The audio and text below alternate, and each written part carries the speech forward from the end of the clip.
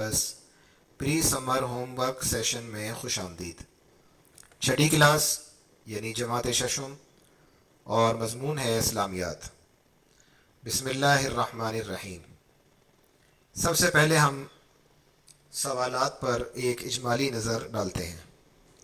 پیارے نبی حضرت محمد صلی اللہ علیہ وسلم کو اللہ تعالیٰ نے سورۃ الانشراح میں کن الفاظ کے ساتھ تسلی دی ہے؟ اللہ تعالیٰ نے سورۃ التین میں کس کس چیز کی قسم کھائی ہے؟ اللہ تعالیٰ نے کس کو بہترین ساخت پر پیدا کیا ہے؟ توحید باری تعالیٰ کے بارے میں سورۃ الاخلاص کا ترجمہ لکھیے۔ نماز فجر کی اذان میں کون سے الفاظ زائد ادا کیے جاتے ہیں؟ صلح حدیبیہ اور بیعت رضوان کا واقعہ اپنے الفاظ میں لکھیے۔ آپ صلی اللہ علیہ وسلم کے خط لکھنے کے طریقے سے اپنے دوست کو ایک خط لکھیے کہ وہ اسلام کے نظام طہارت و پاکیزگی کو اپنا کر کس طرح جراثیم اور بیماریوں سے بچ سکتا ہے۔ طہارت اور پاکیزگی کے بارے میں ایک حدیث لکھیے۔ پاک صاف رہنے کے کون کون سے طریقے ہیں؟ ہمارے پیارے نبی صلی اللہ علیہ وسلم دانتوں کی صفائی کس طرح کیا کرتے تھے؟ اللہ تعالیٰ کن لوگوں کو پسند فرماتے ہیں؟ سورۃ التوبہ کی آیت نمبر 108 کے حوالے سے جواب لکھیے۔ طہارت و پاکیزگی کے حوالے سے جمعہ کے دن کی سنتیں لکھیے۔ حضور اکرم صلی اللہ علیہ وسلم کی سیرت مبارکہ سے سچائی کا کوئی واقعہ لکھیے۔ حضور صلی اللہ علیہ وسلم کے مطابق سچ بولنے کا کیا فائدہ ہے؟ حدیث لکھیں۔ امانت کے بارے میں کوئی کہانی نوٹ بک میں تحریر کیجیے۔ آپ صلی اللہ علیہ وسلم کی ازواج مطہرات کے نام لکھیے۔ تو اب سوالات پر ایک اجمالی نگاہ ڈالنے کے بعد ہر سوال کو ذرا تفصیل سے سمجھ لیتے ہیں۔ سوال نمبر 1، پیارے نبی حضرت محمد صلی اللہ علیہ وسلم کو اللہ تعالیٰ نے سورۃ الانشراح میں کن الفاظ کے ساتھ تسلی دی ہے؟ جواب لکھیے۔ تو آئیے سوال میں جو چیزیں پوچھی گئی ہیں جو وضاحت طلب ہیں اور جن کی تفصیل بتانے سے اس سوال کا جواب آپ بہت اچھی طریقے سے لکھ سکتے ہیں، ان کو ہم سمجھ لیتے ہیں۔ تو تسلی دینا محاورہ ہے، اس کا مطلب ہے یقین دلانا، اطمینان دلانا، دلاسا دینا، دل جمعی کرنا۔ سورۃ الانشراح مکہ میں نازل ہوئی۔ اس میں 8 آیات اور 1 رکوع ہے۔ اس صورت میں اللہ رب العزت نے ہمارے پیارے نبی حضرت محمد صلی اللہ علیہ وسلم کو تسلی دی ہے کہ ہم نے آپ کے مبارک سینے کو علم و عرفان سے کشادہ کر دیا ہے اور جاہلیت اور گمراہی کو دور کرنے کے لیے آپ صلی اللہ علیہ وسلم کو نبوت دے کر آپ سے رنج اور غم کے بوجھ کو کم کر دیا ہے اور آپ کا نام نامی بلند کر دیا ہے۔ اس لیے آپ خود فکر کو خود پر مسلط نہ ہونے دیں۔ مصیبت کے بعد راحت آئے گی اور آنے والا وقت گزشتہ سے زیادہ بہتر ہوگا۔ اللہ تعالیٰ نے اپنے رسول کو یہ تسلی اس لیے دی کہ ہمارے پیارے نبی صلی اللہ علیہ وسلم کو کفار مکہ نے نہایت تکلیفیں پہنچائیں، جبکہ آپ صلی اللہ علیہ وسلم ان کی ہدایت اور خیر خواہی کے لیے ہر وقت فکر مند رہتے تھے۔ تو پیارے بچوں، آپ کی کتاب کے صفحہ نمبر 2 پر سورۃ الانشراح کا ترجمہ موجود ہے۔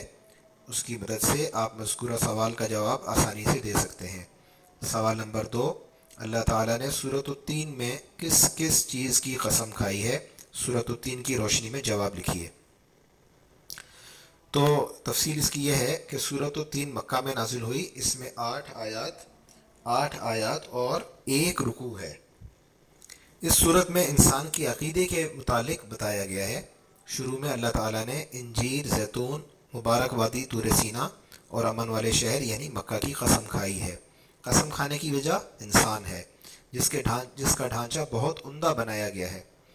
اس درست ڈھانچے کی جانب اشارہ کر کے اللہ تعالیٰ نے اسے درست عقیدے یعنی توحید پر قائم رہنے کی ہدایت کی ہے۔ صفحہ نمبر 3 پر اس صورت کا ترجمہ موجود ہے۔ اس صورت کے ترجمے کی مدد سے بھی آپ جو سوال دیا گیا ہے اسے حل کر سکتے ہیں۔ اگلا دیکھتے ہیں سوال کہ اللہ تعالیٰ نے کس کو بہترین ساخت پر پیدا کیا ہے؟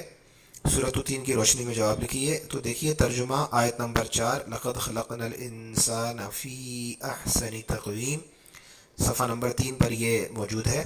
اس آیت میں انسان کے متعلق بتایا گیا ہے۔ تو جب آپ ترجمہ پڑھیں گے اس آیت کا تو آپ سمجھ جائیں گے کہ ہمیں کیا جواب دینا ہے۔ سوال نمبر 3، توحید باری تعالیٰ کے بارے میں سورۃ الاخلاص کا ترجمہ لکھیے۔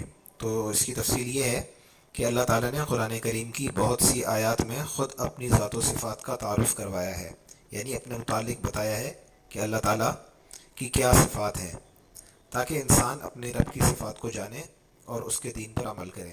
سورۃ الاخلاص ایک ایسی صورت ہے جس میں توحید کو بیان کیا گیا ہے۔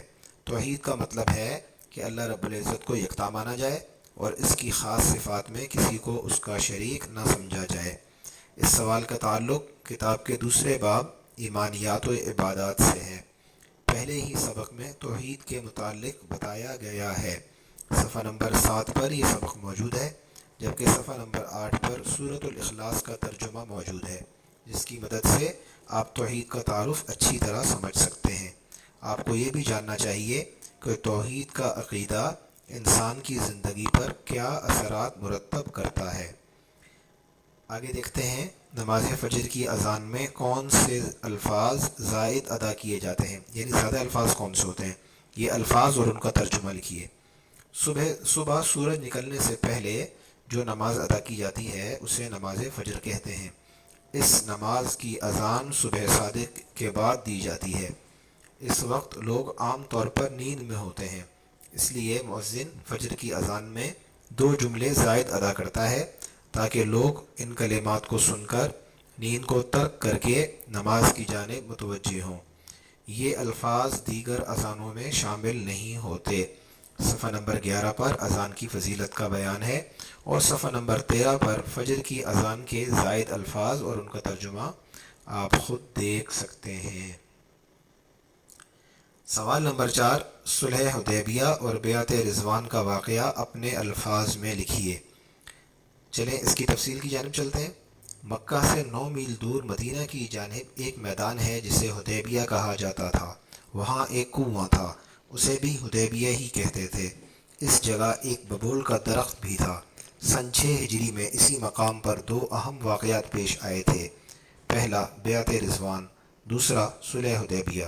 بیعت رضوان پہلے ہوئی تھی، یہی بیعت صلح حدیبیہ کا سبب بنی تھی۔ بیعت کا مطلب ہاتھ پر ہاتھ رکھ کر اطاعت و فرما برداری کا عہد یعنی وعدہ کرنا ہے۔ رضوان کا مطلب خوشنودی اور رضامندی ہے۔ بیعت رضوان اللہ تعالیٰ کی خوشنودی کے لیے کی گئی تھی، اور اس کے بعد اللہ تعالیٰ نے قرآن کریم کی آیت مبارکہ میں اعلان بھی فرما دیا تھا کہ اللہ ان بیعت کرنے والوں یعنی صحابہ کرام سے راضی ہیں۔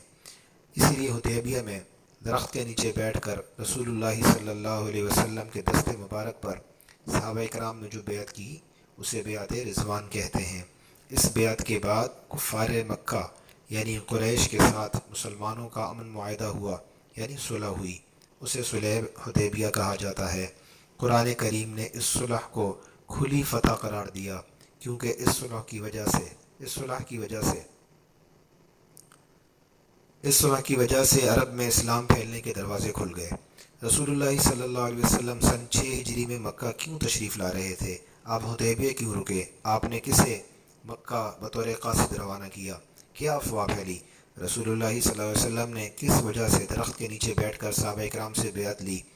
اس بیعت میں کیا بات طے کی گئی؟ کفار مکہ یعنی قریش کیوں گھبرا گئے؟ قریش نے گھبرا کر کیا قدم اٹھایا؟ صلح کی بات پہلے کس نے شروع کی؟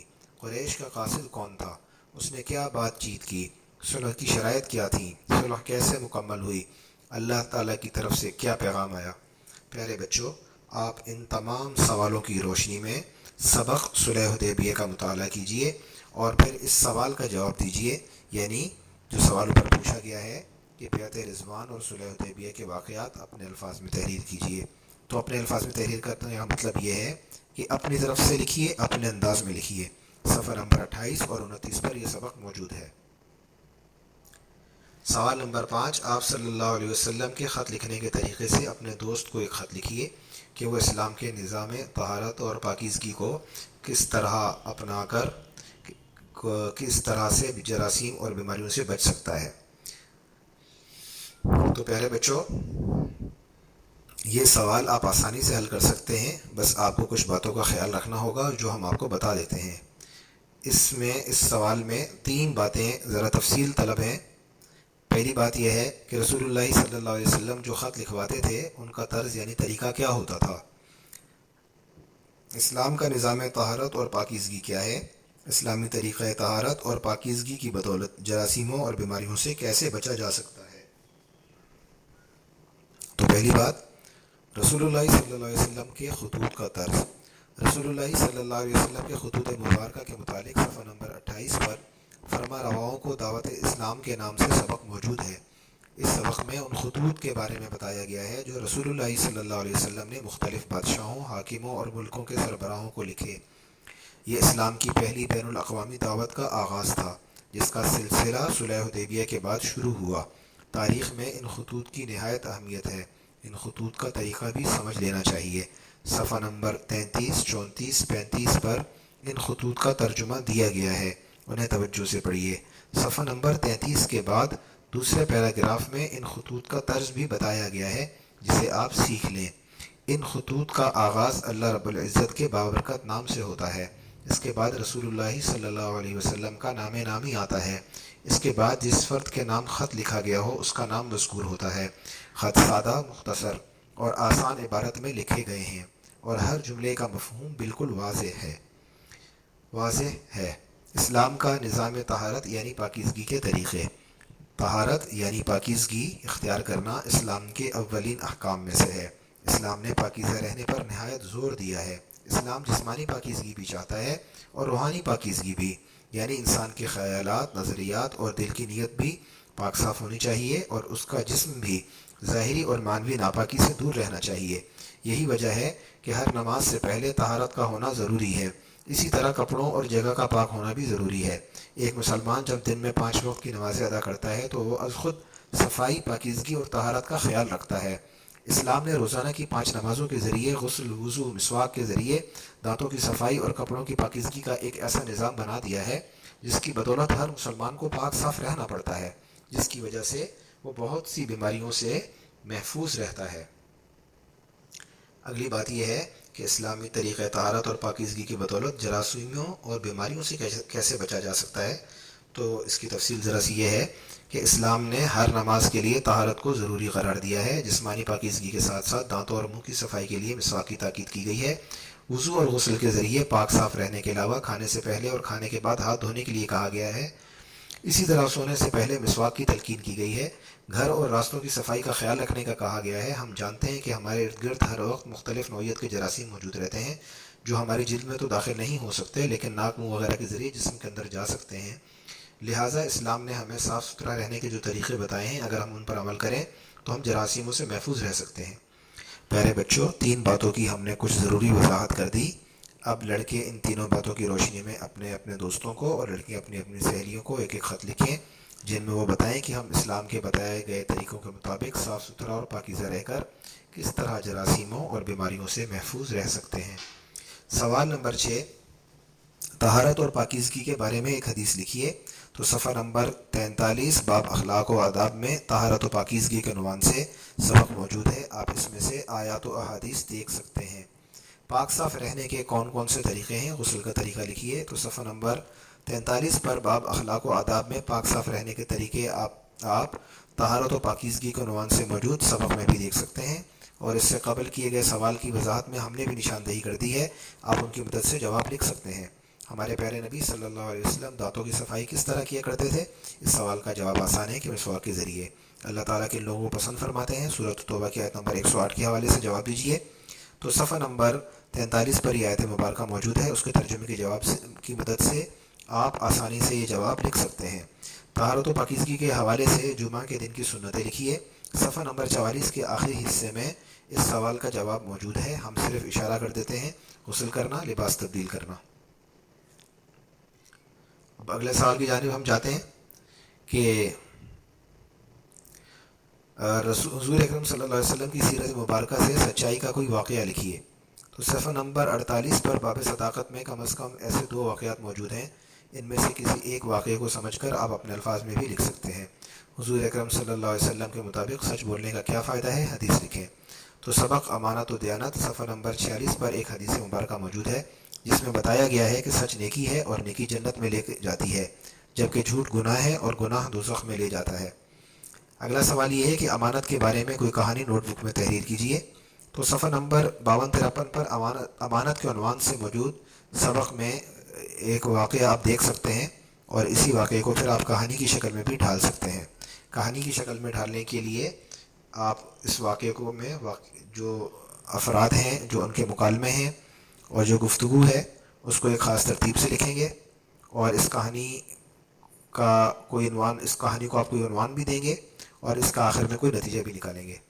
آخری سوال ہے کہ آپ صلی اللہ علیہ وسلم کے ازواج مطہرات کے نام لکھیے۔ رسول اللہ صلی اللہ علیہ وسلم کے ازواج مطہرات یعنی امہات المؤمنین، یعنی مومنوں کی مائیں، ان کے اسماء گرامی آپ کسی بھی بڑے سے دریافت کر سکتے ہیں، گھر میں کسی سے پوچھ سکتے ہیں۔ اب اجازت دیجیے، السلام علیکم ورحمۃ اللہ وبرکاتہ۔